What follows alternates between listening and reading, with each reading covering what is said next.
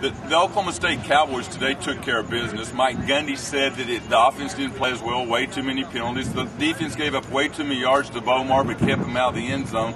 Andrea, it was one of those, they punched down a win, but it's one of those, they didn't, probably a B minus type of game, but it was methodical. Gundy even said it felt like we only won by 14, even though they won by a lot more than that. Well, I kind of felt like they won by a lot. I felt like I was like those fans, all the fans left at the end of the third quarter. I was kind of ready to start working and be done too. I mean, it felt like so out of reach by that point. I mean, it was a blowout. I don't think it felt that close. The one positive, I think, for Oklahoma State is, one, the news Texas and Oklahoma lost. And so the Big 12 South race, all of a sudden, it gets very interesting. Then we'll get more into that in the newspaper and other items. But it did sort of create a buzz throughout the whole stadium before the game even started, don't you think? Sure, and possibly, well, with the exception of when Bobby Reed came into the game, the loudest cheer of the day was when Larry Reese, the PA announcer, said, that OU lost. The whole crowd went nuts. Yeah, I think number one was Bobby Reed, number two was OU, and number three was Texas losing. I think that was your three largest cheers of the day. Probably. But I was a little surprised, or maybe not surprised, but it's the largest crowd of the year against a 1AA team. Evidently, the Rats sold a few tickets today, or Bomar, one of the two. Huh? People were riled up and ready to watch football. Yeah. And for Brett Bomar, this is probably a good week to be coming here because I think the focus was less on him.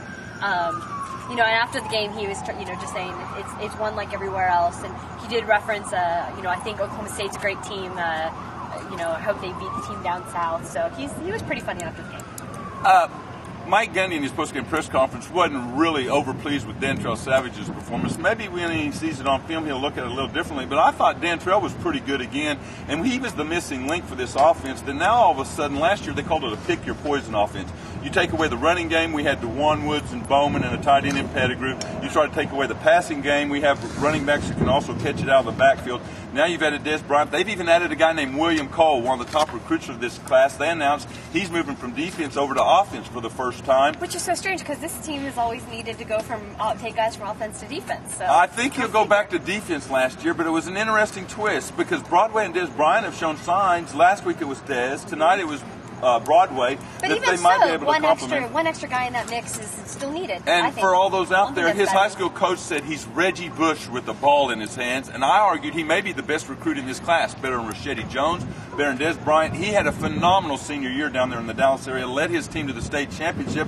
So that was one of the new wrinkles that came out of this game, is they've got another weapon now, that whether that's enough to help the offense, maybe, because the last point we have to make is even though the defense held them to only 3 points, they still showed a lot of cracks and a lot of yards. They may have to win some shootouts this year, don't you think? I haven't seen anything to change my mind. No, I mean, I think that's the way it is, but it is good for them to see that their defense can buckle down, in the red zone. They don't. Yeah, Beckman says if they don't score in the end zone, that's the key. But yeah, he said that's the key to being good defense, and it's also the key to winning. So it works. And here's the last thing we'll leave you with. The winner of the A&M OSU game will be in first place all by themselves next week in the Big 12 South. Be sure to listen to our podcast and coverage next week as they, not the Red River Shootout, fight it out for first place in the Big 12 South next week in College Station, Texas.